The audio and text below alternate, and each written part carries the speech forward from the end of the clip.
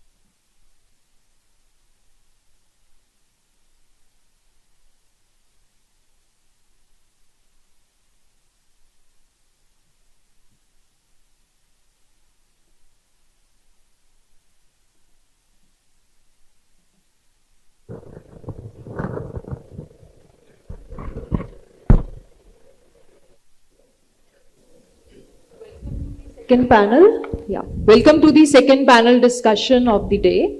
We are here to deliberate upon the important issue of job uncertainty.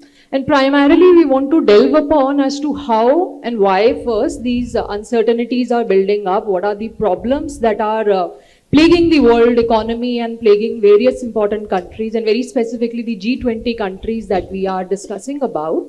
And once we have an idea here, we plan to move across our discussion to try and identify as to how certain things can be imbibed in the educational system so that people or the youth are more skilled, they are more adaptable, they are more agile, or they are more job ready. And very specifically, as the theme suggests, we'll be trying to discuss and identify issues, we will be trying to identify what should be the future job opportunities, where the world is going, where we would be seeing greater employment. So without wasting any time, I would like to call upon our first candidate, Cindy. She comes and has an international experience. She comes from South Africa, and we would want to understand, as an international student in India, what is her perspective and what do similar students think about uncertainty and how she thinks these things would be posing a problem in her future career. So we would like you to begin with, Cindy. Thank you so much for having me. Is it fine? All right. Thank you so much for having me, and thank you for a lovely question.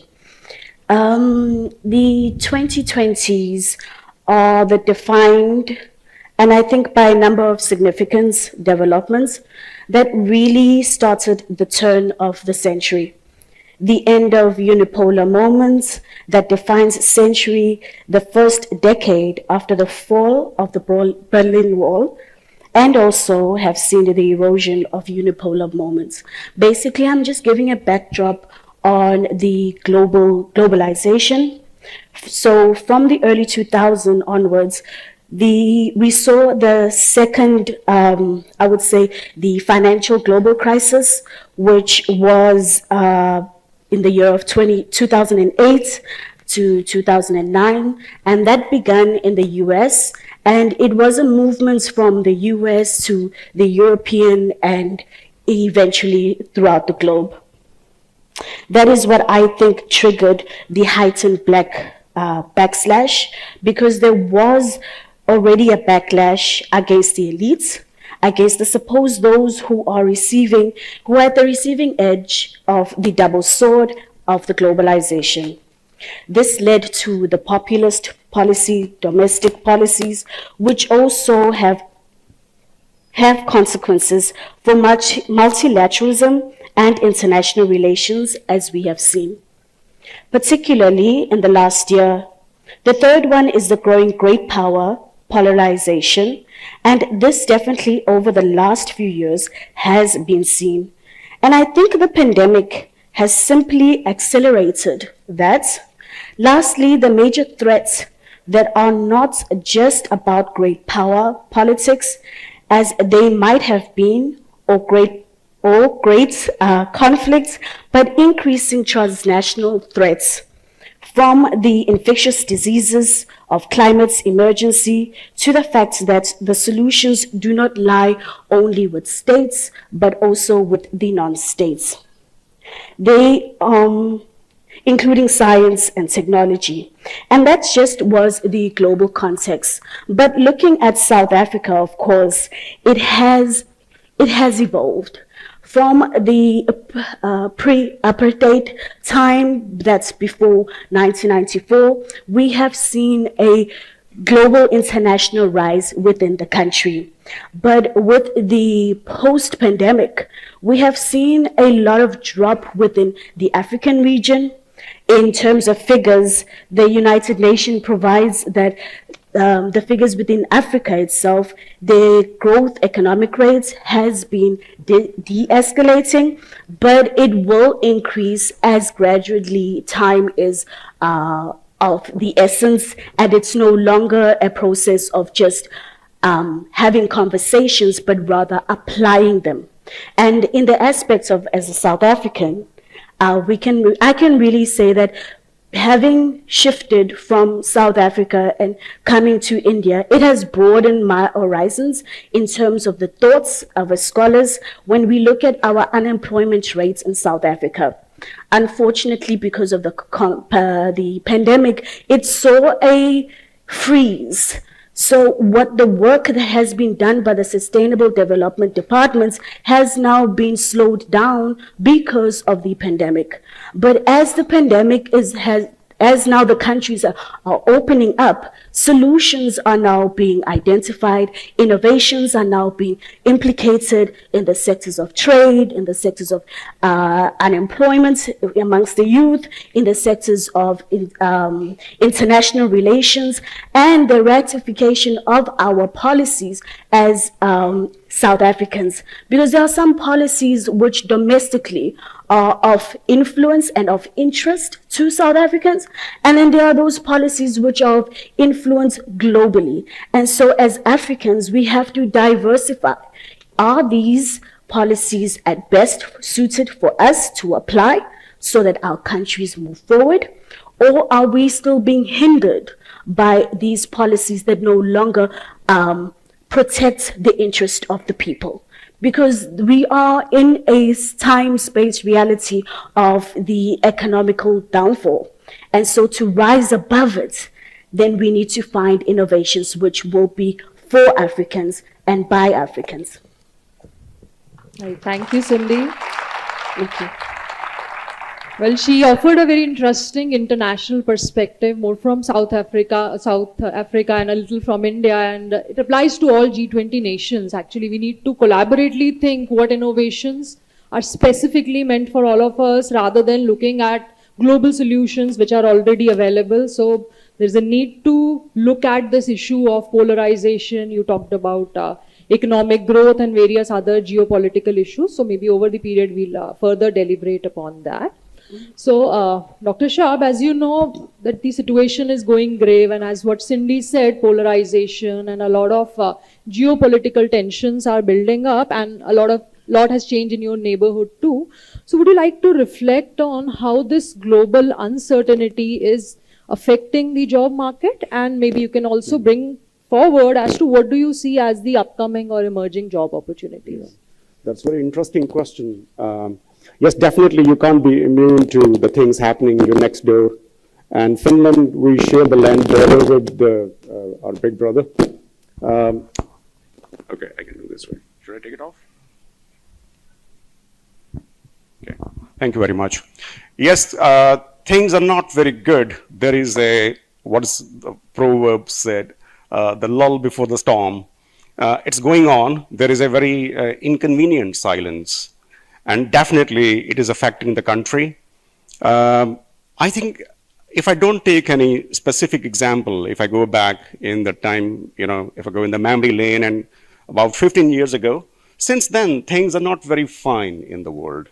I mean, if you see, there have been 2007-8 crisis, followed by the US-China trade war, and then there was Brexit, before that, and then came this COVID thing, and now we are in the middle of a war type of situation. That definitely has affected a lot. And I must say that the economists, the planners, the policymakers, the bureaucrats, they were not really prepared for it. We can see some risk matrix. We can see some things which are proactively, preemptively discussed as risk measures. Unfortunately, they all failed because nobody was prepared that one day the world would be facing an existential threat. So just recall, in the middle of those COVID-19 days, people were skeptic if they would be alive tomorrow or not. Things were too grave. Of course, now things are back. Last month I was traveling in Zagreb, which was very badly affected by this COVID-19. And now nobody even remembers that this has ever happened. So maybe but it's a good sign, but the bad sign is that we should learn from the history that it doesn't repeat itself, even though it's easier said than done. But yes, the job market has been affected. In Finland is a small country. We are the 6th biggest country in Europe, but in terms of population, we are less than 5.5 million. For a small economy, the problems can be very big because we are very engineering-based economy, and we don't have those mega multinational companies. We have, but very few. Predominantly, we are small and medium enterprise-based economy, and there was a massive shutdown. Lots of investment plans have been shelved or at least postponed for the near future. Employment, the rate went down and the unemployment was rising massively, but our state is very active and the state did a lot of things that people are having, if they get enough of money at least to survive, because as you know that we are a welfare state. There are not many welfare states in the world, unfortunately. We have to have more welfare states if we want the global welfare. Not only welfare in their preambles of the constitution, but also in their action. Unemployment was a problem, but then many people, because we are a very solution-based economy rather than a problem-based economy, what we did that many people, many entrepreneurs who became unemployed and the workers became unemployed, they started learning, they joined universities. And now they are students, they're studying, because they know that this wave would never live forever, but when the new normal comes back, things would have been disrupted. Many old ethos, many old things would be obsolete, so they are training themselves, they are educating themselves, and with the state support, they are surviving as well, and rather thriving as well. So things have been very good in Finland, relatively. I'm not saying that we were totally unaffected, but in the comparative sense, things been very good. And this doesn't confine to Finland only. Once again, this economic model of welfare state has been proved right, because if it was only for Finland and not for Norway, not for Sweden, then I could say that Finland is an exception. But if I say Finland, Norway, Denmark, Sweden, and our close distant cousin called Iceland, they did very good job. in comparative sense. So I think the politicians, they have to think, the states, they have to think that if they want to have a sustainable economic model, you have to incorporate this phrase welfare, not in their constitution, but in their day-to-day action. Welfare should not be espoused, it should be witnessed by people. Somebody tell, hey, yes, I got welfare today. My welfare quotient enhanced today. So that way, we need to go a bit further beyond that. I hope I answered your question. Yeah, very nicely. In fact, as you see the G20 motto also, we are talking about well-being for all. And we are obviously, every country is looking at models that may be replicated or may be used in the different settings. So one more question here, back on the same thing. So you said that you were talking about the Nordic countries, and a week back we had some news that Sweden is having trouble in terms of GDP numbers, and it is officially in recession. Do you see those kinds of things troubling the employment opportunities? I would rather have low GDP for a few years if the benefit of this low GDP is going to have the long-term positive impacts.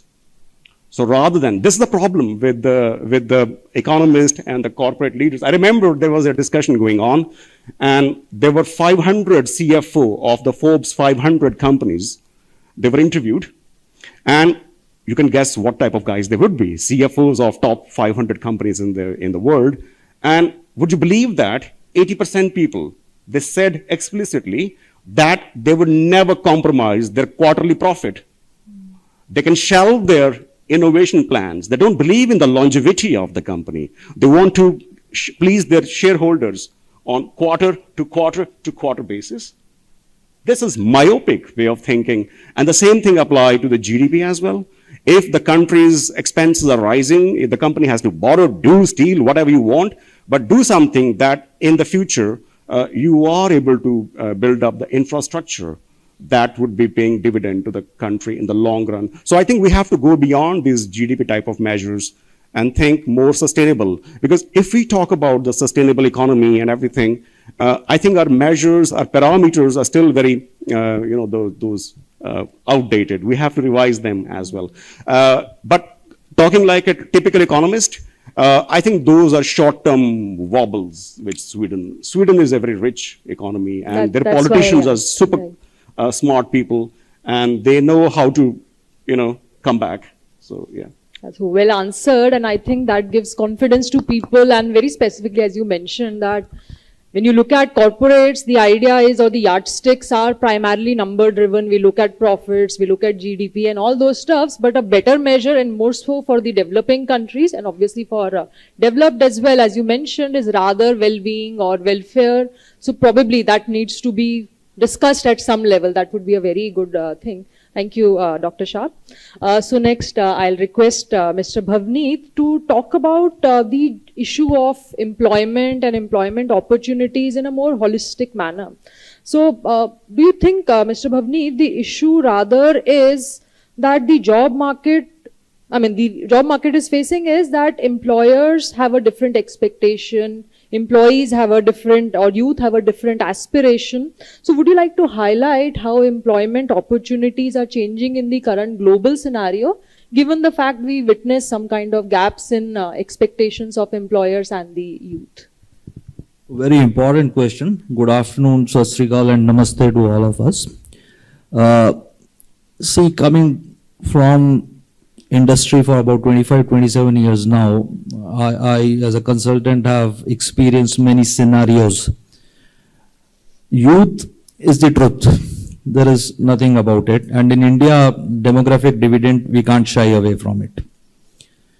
Youth is known to be energetic, but lacking in experience. So just to bridge this chasm, experience versus energy, the employer or multinational or any business, they always prefer that the youth, when they join the company, they unlearn what they have learnt. And this was very true about 5 to 8 years ago. But now youth has evolved at a higher pace than the experienced CEOs or the directors in the company.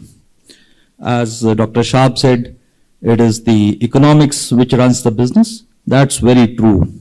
What do they need more than growth and profits? They need more growth, more profit. But for that, youth energy is very, very important. So what is youth bringing to the table? And it is a known fact. Youth is bringing clarity in what they are seeking. Youth is very clear today. The choice I am to make, it has to be very clear. Why they are clear? Because many opportunities of projects and gigs are available. By gigs, I mean to say that you can register on certain websites, put your competencies there, put your experience set there, put your passion there, and you will start getting calls for doing projects at $1 and a couple of more monies out over there. So what has the business gained? Business has gained from the clarity, confidence, collaboration, community spirit, connectedness. And what have you gained? You have gained currency. Currency of experience, currency of doing work with a project, currency of doing a project with a engineer who is very well established in the line. So these things are going hand in hand, and the employer is very much clear today that for doing more growth, more profit, I can't shun away from the fact that these are the guys who are going to take it forward. But as regional players and regional geographies, may it be Punjab, Jammu, other states in North India, smaller countries in G20 nations, these things don't come readily because the environment has kind of casted us to do it in a one particular way. The connectedness of the world today with modern web technologies, IoTs and all those things is breaking down these silos, and this is very, very critical. Surprisingly, but the truth again, the World Wide Web was invented by a person who was born in 1955. And optical fiber by our own Narendra Kampani, he must have been born in 50s and 60s himself. So the youth with this generation Y, millennials, they are from 96 onwards, 1996 onwards. So what I'm saying here is that what we are saying as the strength of the youth today has its roots in the experience of the people born much ahead in time. So this entire gamut has to go together, and I will sum this up with a very beautiful incidence, rather a true incidence. Most of you, rather all of you must have heard about Shantanu Naidu. He was a 19-year-old boy. Shantanu Naidu, and as a youth, has a lot of compassion toward pets. He, one evening, while coming back from his university, saw that a dog was run over by a car. It was a dimly lit road. He got very upset about it. He got together with his friends and said that I will do dog collars with reflectors on it. No technology, no engineering. He has to buy a couple of collars from the market, dog collars. He went to the nearest 3M setup. 3M heard the idea. 3M gave him the reflectors, adhesive reflectors. They put it, and they started putting it around the necks of the dogs and cats which were stray. One fine evening, he gets a mail that, thank you, my pet dog was saved because of this. So that kind of excited, and this went viral in the social media. Tatas saw this idea. They published in their newsletter.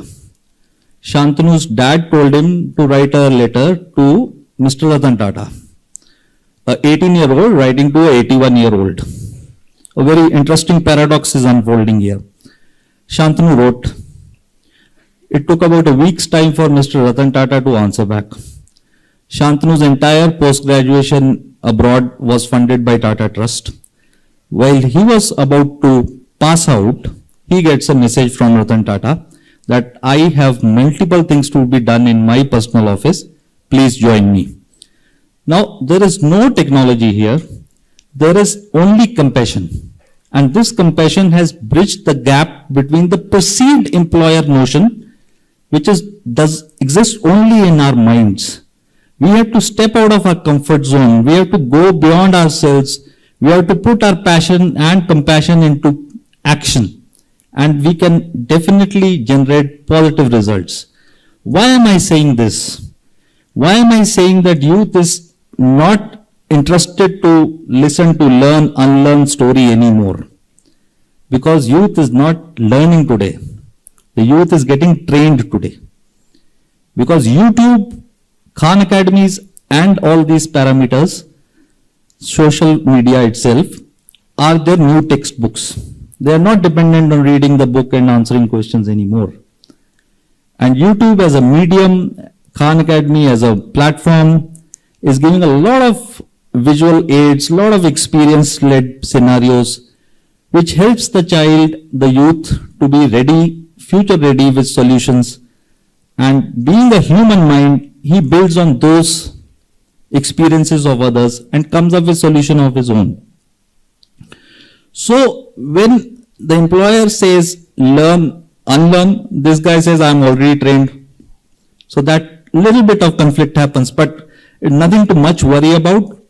I would here humbly request the Y20 and G20 forums that this is a perfect opportunity, and in fact Guru Nanak Dev University can take this forward. Let's develop one single platform, let's call it a youth academy, where the industry, the universities of these countries and the youth of these countries come together and they kind of share ideas, they kind of share projects, and they go forward on this. Doing this will remove the silos that how can I apply in Australia, how can I apply for a job in US. While doing projects, you have already worked with these companies there. They know you, you know them. It's a very beautiful situation, a win-win situation, which I think we should push as university and as India to put this in practice and bring industry and youth together so that the perceived notions don't exist and the silos get diluted. I think it answers your question. Thank you, Mr. Bhalla. So to add to your Khan Academy and YouTube, we now also have Chat GPT, which even can give us Gyan on Gita and anything that you can think about. So very aptly said, and I think this idea of looking at a collaborative solution is a better idea rather than working in silos, which we have been doing all around till now. So thank you, Mr. Bhalla, once again. So as we know, world, and as Mr. Bhalla also mentioned, that we are in a world wherein everything is seamless. We have technology transfer happening instantly. There is so much of data being collected and analyzed by any company that you can think of, be it Google or even Zomato or Alexa. I mean, they are all sitting with hordes of data. Not even any apps on our mobile phones are capturing everything. Right, so there is so much of data, there are so many new upcoming avenues coming up in analytics and Internet of Things. So I think we have Mr. Abhishek, who's rather a better person to talk to us on this side as to what kind of new job opportunities we are looking at when we look at Industry 4.0 or when we look at this data side. So I request you to please take this further.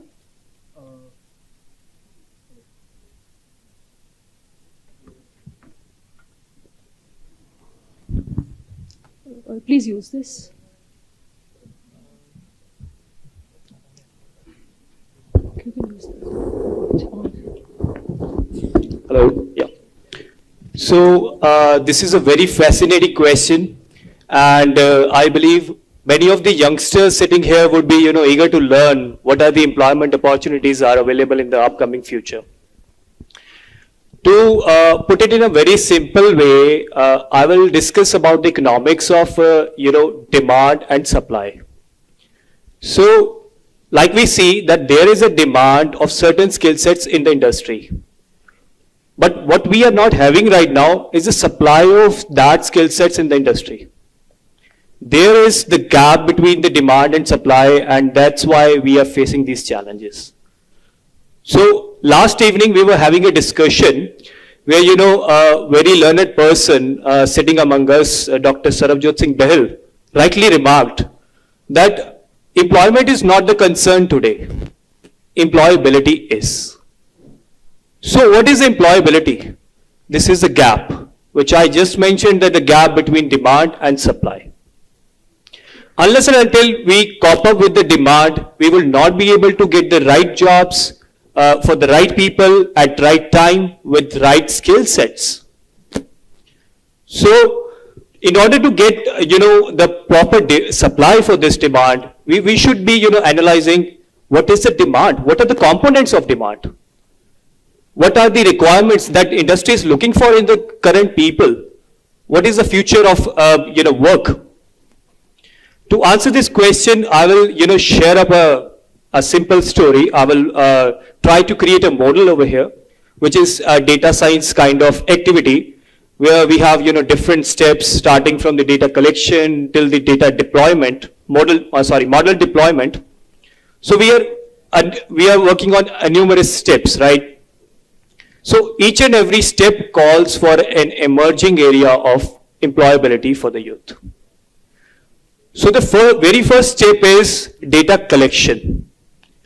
Like ma'am said that nowadays we have multiple data points, which was not earlier there. Earlier machines were not smart; they were programmed. They were bound to work. They were accustomed to work on certain rules and conditions. But now the machines can learn. They have adaptability to change. They have adaptability to learn new things. So based upon this, data collection is, coming from various factors. One of the factor is IoT, Internet of Things, where, we are putting some sensory devices in the, fields, ecosystems, and getting the data collected.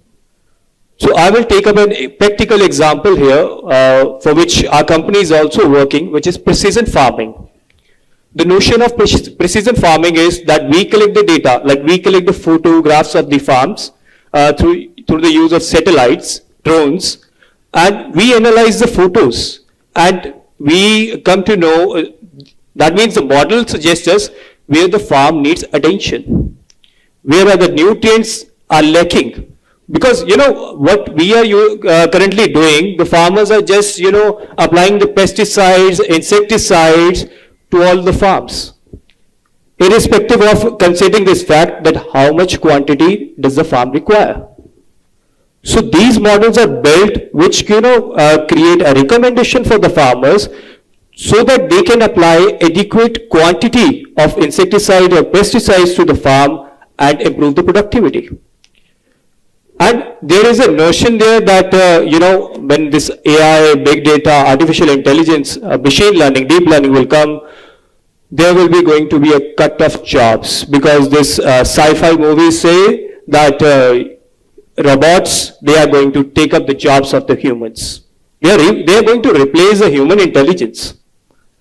And, World Economic Forum has also estimated the number that by end of 2025, there are going to be a cut of 85 million jobs. So is this really a problematic statement? Well, I will answer in a big negative answer, because if you talk about the early 90s, there was, the technological advancements, where New York Times published, there was a revolt on New York. Because of the mixers, which we use today to mix up the grinding materials or the building construction materials, that was innovated. Earlier it was done by the bare hands. So with the advancement of technology, has the jobs been cut or the shift has been made? Now the answer is that instead of physical labor, instead of physical efforts, we are moving towards cognitive abilities.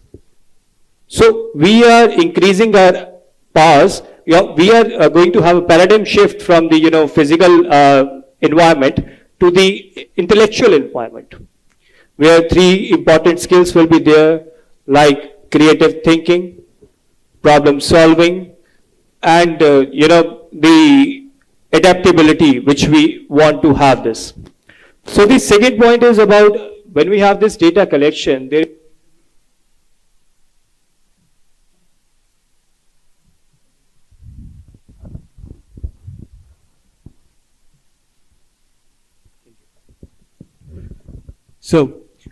So the second point will be, now you have the data.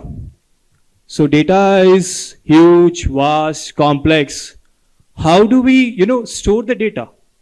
There comes the technologies where cloud computing comes, which provides us the warehouses for the data, data cleansing services, data computational services, because as the physical machines come into existence, they have a limited capacity to do the computations. So one most recent example of GPT-3, which was estimated that to run a model, they estimated that the cost of running that model was $4.6 million for a single day. So that again calls for an efficient energy systems. To run these models, to build these models, to deploy these models, we need to have energy efficient systems. Lastly, we have to create this model, we have to deploy this model. These are all the IT activities. And whenever there is an IT, there is always a scope of, cyber threats. So that means one more area is emerging, which is known as cyber security. So we need to be trained, we need to be upskilled, we should be, adaptable to the learnability, because unless and until we keep abreast of the technology or the technological advancements, we will stay behind. That's the only cut and short of this story, that why youth are not getting jobs right now. Or, let me take this with very simple example. Nowadays, HR teams are using ATS system,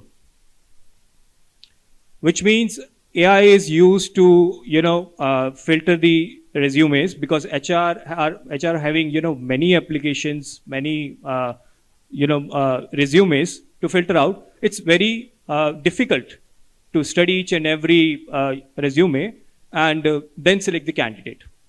So what this system does, this analyzes the job description, note down the key points or the key responsibility areas or the key skills required. Then according to them, it filters out the resumes. So that means if 1,000 applicants are applying, out of these 1,000 applicants, only 100 will be selected, rest will be discarded by the AI. This will save the time of HR and bring more efficiency and effectiveness as well. So I would like to conclude over here that AI is not going to, destroy the jobs. The statement I made that World Economic Forum says that it estimates that it's going to cut 85 million jobs. Similarly, it also says that it's going to create 97 million jobs by the end of 2025. So this is a great opportunity to learn. Just we have to be proactive rather than reactive. Thank you very much. Thank you, Abhishek. In fact, listening to you reminds me of my PhD days. So the time I spent on collecting my data and data cleaning, that was a very significant time, right? And when I talked to people who were junior to me, they were able to do it faster because of these AI stuff. So we did it on macros, or we use macros, but now people run a Python program and within a minute, the data is cleaned and readily available for analysis. So likewise, AI and IoT and all this internet would definitely help human beings in doing away with the repetitive stuff. And like you said, we would be focusing more on cognitive stuff. We'll be focusing rather greatly on innovative things. And as Dr. Shab earlier said, the idea has to be rather rooted to looking for well-being and welfare. So that's where ideally things should go, when the repetitive things can be taken care of by the machines. So in the morning, Dr. Behel asked a question for our panel to discuss, and I think that's the right question to ask at this moment. So Dr. Behel asked us to deliberate about the employment opportunities that are global in nature, but do not require the workforce or the employees to move out of the country. So I would first ask Dr. Shab, in case you can give us some places, some avenues wherein global work is possible, sitting at home, sitting in one's country, without the brain drain, without migration. That's true. I think one good thing that COVID-19 has taught us that there are so many travels which were unnecessary. I used to attend many ministry meeting in Helsinki from my little town Jyväskylä, and that takes 3.5 hours. And you just go for half an hour and attend the meeting and come back. And that's one thing which, because the opportunities come from the crisis. That's something we all can learn from. And interestingly, this is a big development. Like in my field, I can only talk about my field. I'm a researcher. And when I'm a part of research networks, I can collaborate with my co-authors, my publishers, people who are stakeholders of my research. I don't have to travel. So because I am part of microeconomics of competitiveness at MIT Harvard, I used to go there, but for the last few years, I don't go there. I don't need it, unless I have to be for some specific meeting where I need to do some networking. For example, one can ask you that why didn't you come by Zoom for this venue? Because I want to interact. Wherever the human interaction is indispensable, over there, traveling is important. But wherever you are doing some repetitive, routine jobs, you don't have to travel. And the same thing has applied in my other, you can say, because I'm a researcher, well, I research finance. In the finance industry, lots of jobs are done online. As Abhishek said, that we don't need to get threatened by these new developments. I remember many people would agree with me, in the 1980s, I was studying in a school here in Amritsar. There was advent of computer. Oh, computer would swallow all the jobs, and all these trade unions, they were, as usual, they were protesting for everything. Now I see in the hindsight, nothing wrong happened. In fact, we have got rid of so much of burdens and those dead weight, I would say. And things have become more slimmer, trimmer, more leaner, smarter. So that is something. And I totally agree with Abhishek when he said that you don't need to get threatened by these things. So I think in research, in my field, finance, I know some of my colleagues, they work for as corporate finance managers. They don't visit. They don't have to go anywhere. They haven't lost job. In fact, more jobs have been created. I think that way, that new shift, this paradigm shift is coming up. Of course, it will be, whenever there is a disruption, it's not painless. It has its own, aftermath, aftershocks that have to go through. But we must be ready for this. I think we are looking for some, that fairy tale solution that we do everything, we get everything, and that is also free of cost. No, we have to pay cost. As long as the benefit is more than the cost, that cost is worth. So I totally echo what my colleague said. There is a transformation going on. Disruption is going on.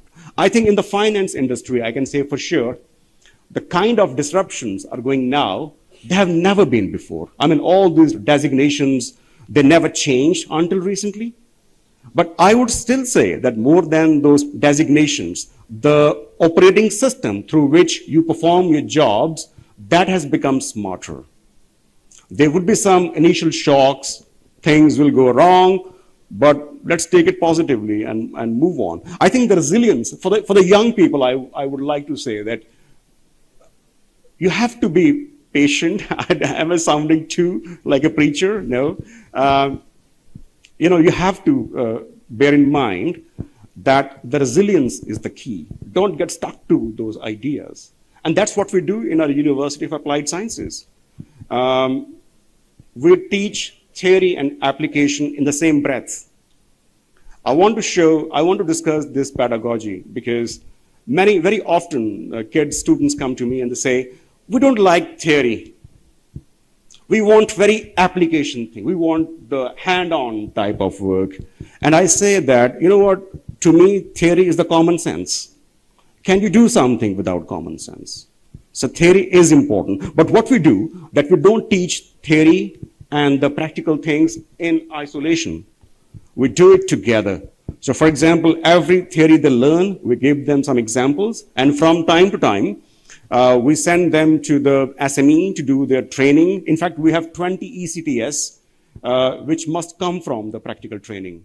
We believe in this motto, send them off. Don't keep the students for too long in the campus while they're studying. If you keep them for too long in the campus, things will go wrong, definitely, I tell you. You need to send them away somewhere in the industry. Make some network, let them encourage to join the ResearchGate, LinkedIn, do networking, start doing this thing at minuscule level, and the results will be very, very fruitful. So I think you need to go beyond the four walls of your campuses. In fact, many of my students, when they do the practical training, they also get the thesis offer, the commission thesis offers. For example, you're working for SME as a practical training, then they ask you, can you write a thesis for me? So then the knowledge about that company become more, richer, and eventually, very often it happens that they're offered job at the end of the term, because now you know as much as a CEO can know, you see? So those things have to change sooner or later. Well, sooner the better. Thank you, Dr. Shab. So Mr. Bhalla, would you like to add on the same point? See, we spoke about paradigm shift and all these things. During my past question also I had said, today the youth is paradigm. Today, while the industry is seeking interns, and interns can work from remote locations also, the youth should see an advantage and they should be intern, INTURN. While the industry wants interns, they have to be intern for bigger things. And that kind of takes a lead from what Dr. Shab said, that a practical training at an SME then gets converted into a thesis writing project, then that gets converted into maybe an employment, maybe a consultancy, maybe so on and so forth. So this is a value chain process. And I am very convinced that when this intern thinking and the experienced businesses join hands, the value chain will become very, very strong. So we need to trigger those value chain propositions, and we need to achieve those value chain propositions. That is most important. Dr. Shab spoke about ResearchGate and LinkedIn. I totally agree with it. That's the fastest way with you can reach out to the world, say that, listen, I am sitting here in one corner, but I can be of tremendous value to you in your corner. So what I'm saying is, let's not be, there is nothing called perfection when it comes to youth. Whatever you guys are doing, your energies are the most perfected energies. Put it to the best use, right? Also, what businesses today are seeing, they are moving from output-based generation to outcome-based impacts. Now, this transition will only happen by the youth. So what is outcome? Outcome is when you put a value to the result. Your balance sheet might be looking very pretty in the conference room, but if it does not have an outcome of generating more jobs, impacting the society, that is not going to work. So what my answer to the question would be, yes, remote locations are possible, provided the focus is shifted to outcome-based scenarios. And once that is done, then people who are specialists in that area will be the most sought after people, wherever they might be sitting. That's not a problem. I recently came across a very interesting scenario. There is a doctor who has moved from US to Mohali. He is a radiologist, but he has not quit his practice or job in the US. He gets those digital scans, he analyzes them, puts his hypothesis, diagnosis to it, and sends the report back. And this, he says, is going to be the order of the day. For a medical practice like radiology, this is possible. For a medical practice like pathology, this is also possible, right? Because he doesn't need to go back to his office at all. So these flexibilities are being built in, and these flexibilities are going to be the new world order. So it is absolutely possible, and that's exactly what I said previously also. Look out for projects, look out for jigs, go and express yourself the way you think is right. What the industry will do, it will optimize your right. They won't reject it saying, no, this is not working. That so much has industry experienced and understood after COVID, that things have to be optimized. And my last and final word, people have been working in COVID from absolute remote locations. While the policy of doing this work from home scenarios might have been written by CXOs and chief executives, but I can tell you out of sheer experience, it was executed by youngsters only. Right? So how to mobilize people, how to go about, what would be the attendance system, how do we will keep a check on the quality of work, all while it's documented in policies in the boardrooms, but execution has happened by youngsters only. So that is the future, and I think we should encourage this kind of remote location working. It can begin with hybrid working. Many industry people are doing hybrid working now. And entry level, entry career, early career engineers, they're all working from homes. Even in companies like Meta, Facebook, as you guys know it. So, which doesn't require a lot of intervention of meeting people and discussing solutions. People are getting this opportunity and they are maximizing it. Optimization happens at a senior level, which they do it while being in office or maybe from a remote location. So that's how the world is going to be working together, and I think that's the way forward. Right. Thank you, Mr. Bhalla. So as put by Dr. Shab, we specifically in academics, when we look at ourselves, generally considered to be one of the least agile people in terms of how we take technology or how we move ahead. But this COVID has pushed us at least 50 years ahead in terms of how digitized we now are, or how we have handled technology, how we have been doing assessments, giving sessions online. So I think it has been an advancement from that side. So going by the two panelists, I think we do agree that there are more opportunities to work globally now, sitting at your home. So we can go global and stay local. That option is there. There can be hybrid mode. We can have work from home mode. At times, we can also have collaborations and projects. So that is something which is catching up. And one more thing I would like to add here is that something which was discussed in the morning also, I think Dr. Ala talked about it, about the climate change. Climate change and sustainability are also forcing us to look at newer avenues, right? So when we look at future workforce, future employment, it would definitely be there in the roles that relate to sustainability, that relate to risk mitigation. And in the morning only, I met a lady from Delhi. She's working in a company that does mitigation or that helps others in adopting sustainability. She's from the planning department here, and she was telling me about how their company advises the clients as to how they can use water more sustainably, how they can use make buildings more sustainable. And when we talk about finance, so carbon pricing, carbon credits, and even in the supply chain, we are talking about sustainability. So that is another theme. I think people are aware, and it does not need a big degree to know about it. We all know about Greta Thunberg. She's just a child, right? She's just a teenager. So people are aware that climate change is a big concern, and there are big roles coming up in this field. It's more forced by the circumstances. So that's something I think we need to look forward to. So before we open the floor for questions to the audience, I have one quick question for all panelists. So we start with you, Abhishek. I want you to give me 3 skills that you feel are most essential for every graduate at this current time, right? Just name them, that's it. Okay. So the 3 major skills the young graduates should have. First of all, the learnability. Second is adaptability. And third one is try to be proactive rather than reactive. Thank you for that crisp thing. Can I request Cindy for the same? I just want to also reflect back on the remote location, just to add with your last question on character. Mm-hmm. Because in order for one to have the characteristics which are required in nowadays, one has to ask themselves a very simple question.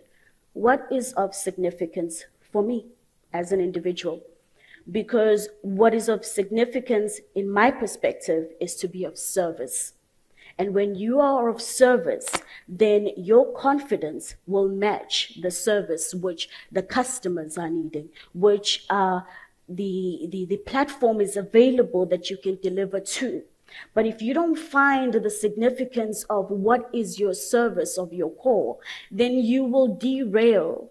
And that's the one issue of our young generation, that we keep changing because we think we have time. But with the COVID and having survived it, one has to realize that, no, time is of the essence. So let me get right with me. And when you get right with yourself, then you get right in your career. When you get right in your career, you get right for your country. And when you get right for your country, then you get right for the whole globalization. Because then the movement of positivity and the creation of we are innovators and we are passionate and then we are compassionate. Then we are moving forward as youth, as in any aspect of your careers. I hope I answered that. That's very nice. Passion and compassion, I think it holds for everyone, not only youth, but the entire population. In fact, not only G20, but across the world. That's something very awesome. Thank you. Thank you, Cindy. Can I get the same answer from you, Mr. Bhalla? 3 skills that you think youth must imbibe. I would narrow it down to only one skill. Don't be lazy. Be active. Very nicely put. Dr. Shab, if you would like to add on that. Well, I can say 4. I can also include that don't be lazy and work hard. I will name the 3 skills which we are already following in our institution. Rather than, I won't say absolutely, but comparatively, our stress is more on learning to learn rather than teaching the contents things. So you have to create an ambience in your ecosystem which is by default is very conducive for learning to learn. I think making mistakes is very important. You see, I always talk to my students that let's interact in a way that you make maximum of mistakes. Don't try to be perfect. Because in classroom, if you make a mistake, the cost is almost 0. But if you make a mistake in the final exam, or if you make the mistake in the corporate world where you work, the cost of this mistake can be awful. If I have to give the second point, I would say the professional development. In the learning to learn, you learn how to think, how to have the multiple perspective. Not getting stuck with one way of thinking, but multiple theories, multiple perspective, making a, thinking more like a researcher. I always call it researcher's mindset. You have to be an analyst. You have to think in a very larger picture, the big picture you have to see. And then when I say professional development, you have to execute it in multiple scenarios, be it in the classroom, be it practical training, be it while you're writing the thesis, and so on and so forth. The third thing, which is very close to my heart, is internationalization, multiculturalism, and interculturalism. That is the backbone. I would say that it's not even an advice. We have no choice. I mean, coming to the internationalization, thinking like an economist, if the rupee depreciates today, people would prefer imported cookies and the local bakeries would shut down. Now, who should we blame for it? The government? Who? So the internationalization, let's take internationalization up front rather than being shy away from it. And the second thing is about multiculturalism and interculturalism. That's very important. I think in the future, these geographical boundaries wither away. The corporates are becoming bigger. If you look at the top 100 entities in the world, 79 are corporates and 21 are countries. So now you see that our politician may become redundant in the future, and these geographical boundaries, maybe they don't even exist in the future. At least, if not in the near future, but in the distant future, yes. So I think this awareness and appreciation for multiculturalism And interculturalism is very important. You are the students. You see the students coming from different states. They're coming from different countries. Why don't you start with them in a more one-to-one basis? Why should institution has to tell that you have to be following these virtues? Why can't you proactively take a lead in this respect? So I think the youth is very smart these days, but still I think sometimes they need to be, how to say, fine-tuned. So these three things which I said is not any advice. I just want to fine-tune your pathway. Okay, thank you. Yeah, very nicely put by the panel. So I'm sure the youth would have noted down the important pointers here. So we would be opening the floor to the questions right now. So any questions to the panel members, you may please ask.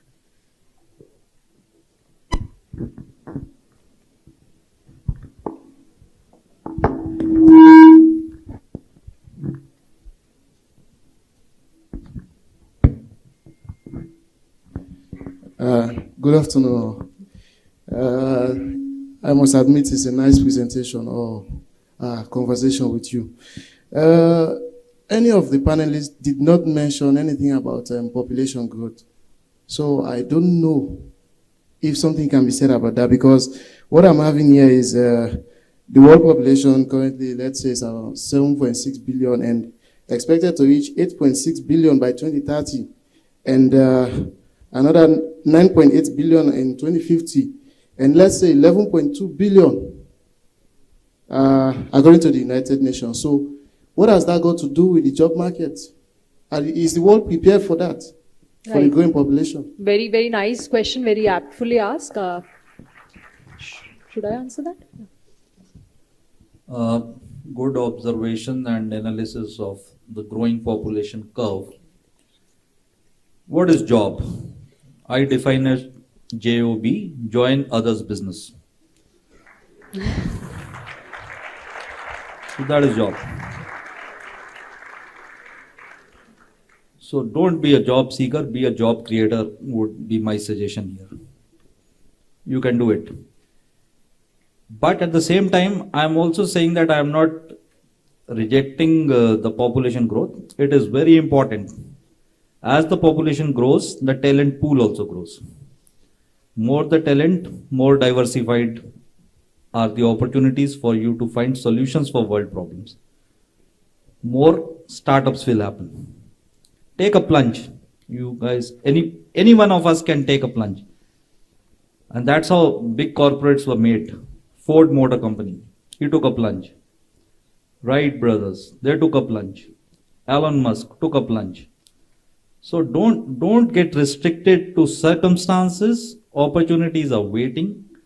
Let the talent pool grow, but don't join others' business. Do your own jobs creation, right? Let people join your business. Thank you. Very, very quick word to your question, gentlemen. First of all, we don't know what is the optimal population on planet Earth. And secondly, I would say that there are more countries in the world whose growth is retarded because of lack of population than due to the overpopulation. All we need is that Earth needs some kind of redistribution, resettlement of population. And I think this is all equilibrium. Sooner or later it would happen. And it's changing, you see. A lot of migration is happening. It could be out of crisis, but at least it's happening. So we need the re-equilibrium has to be established in terms of population. I think we shouldn't be too much worried about the rising population. We'll find those technical solutions anyways, no problem. The world is surviving, no worries. I'm a die-hard optimist. And there are more global opportunities which would be available because of this. Like you're talking about resettlement. So there are so many countries with decelerated population growth, and they're anyway asking for people to come and work there. So it's going to happen both ways, right? So very nice question. Thank you so much.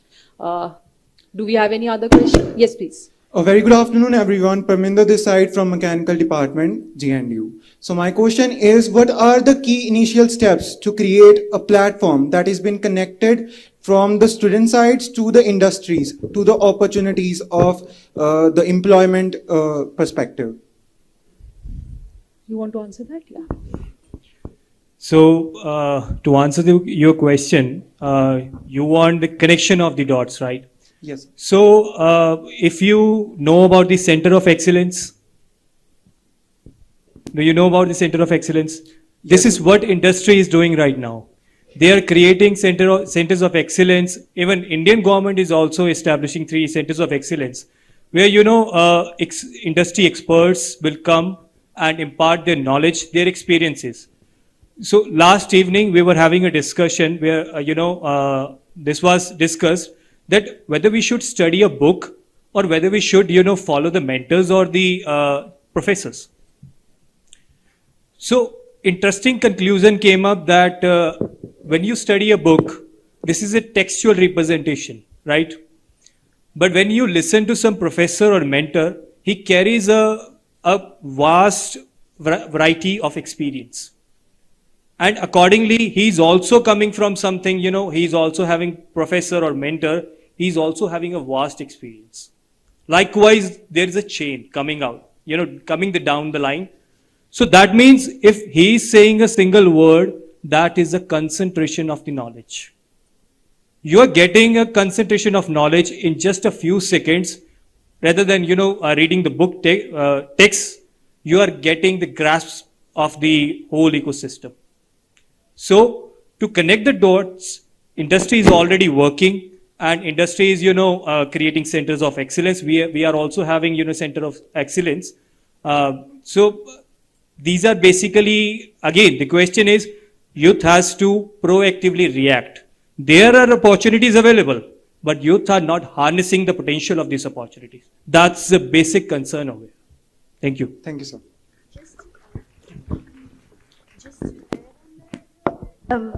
Just to add on that point a little bit, to address the issue of unemployment in South Africa per se, an organization called the Presidential Youth Employment was actually developed.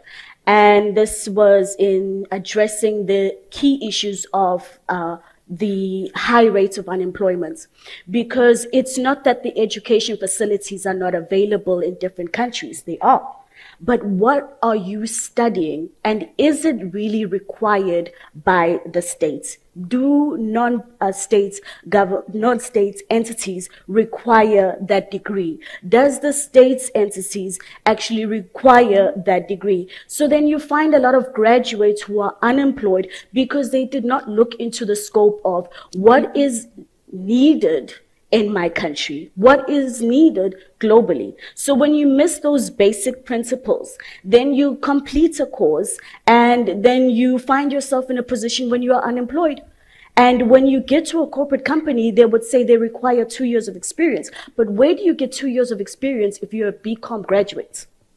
However, because of this organization, it then goes down to identifying what exactly do states need, what do private entities need, so that we are able to succumb and reduce this unemployment issue in tackling it. Very nicely put forward. Any more questions on this? Yeah. Yes. Good afternoon to you all and to the panel. My question is primarily to you, Ms. Cindy. As a fellow South African, you did touch on how the global pandemic had an impact on our country, for example, and on the world's economy as a whole. However, it has had an impact so much that the people in our own country have found it hard to find employment, as you've just mentioned. But where does that put us as international students to be able to go back to our own countries and find that employment that is needed, regardless of the courses that we've done or the degrees that we've obtained? Or as international students as a whole, where if we were to go back to our own countries, where does that put us to be able to find employment in our own countries? Thank you. Thank you. That's a beautiful question. You said JOB stands for? Join others? Business. And so we are international students. We are not in the business of joining other people's business. When you come to an international country, as we are in India, we are being put in the front line to identify what can I learn, what can I take from here and apply it in my country. And not applying it in a state of you are going to wait for governments to give you something, but applying it in a state where government is going to look for you and ask, how can we help you so that this project becomes something of a greater importance or becomes something that is more significant. But if we take a sit back and complete our degrees and our PhDs, and then when we go back home and we say, okay, I'm back, I'm here, they won't look for you. But if you go out there and say, I'm doing this, you catch up with me. When Elon Musk, for an example, who's a formerly South African a billionaire as a businessman, he did not say, what can government do for me? He initiated his plan. We are given an opportunity in this 3 years of your degree, 4 year, 5 year of your PhD to develop a plan, a strategy as a young person so that when you go back home and you know how the impact of COVID has settled in the country. For an example, I would give our educational sector is one of the very important, but it lacks. But how does it lack? Have you given it any thoughts? I have given it some thoughts. Because at the primary level, we are not taught to enhance our skills. We are taught to take in what the teachers are teaching us. If you've never been to any agricultural farm, you will never see how the banana is grown or how the potatoes are grown. But yet you take the pleasure of eating the banana and you take the pleasure of eating the potato.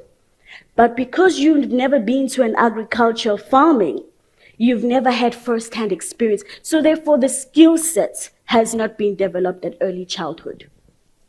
But the practical parts, when that falls back, how do you encourage a young person to continue in the profession if they fail the skills? How will they then become of impact to the country? But if at a young stage in mostly developed countries, they are now working in programs where they are assisting young kids in enhancing their skill sets. By the time they get to high school, they are programmers. By the time they are graduates, they have even developed apps that we didn't even see coming. For an example, Africa itself does not even have its own Facebook page. We cannot even connect. We have to use a Western technology because we are failing to meet the demand for our own people.